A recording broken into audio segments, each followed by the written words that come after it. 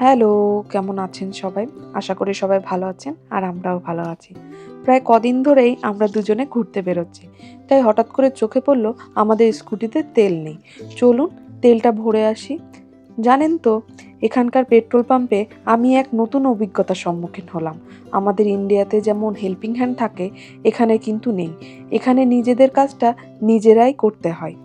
এখানে প্রায় ৪ প্রকারের তেল আছে। তার মধ্যে থেকে অকটেন তেলটাই ব্যবহার করছি আমরা। এটার লিটার প্রতি পড়ে ৳১.৮৪, আমাদের ইন্ডিয়ান টাকায় ৳১৮৪ করে।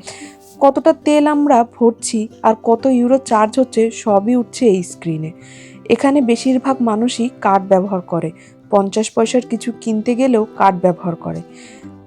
যথারীতি তেল ভরা হয়ে গেছে আমাদের।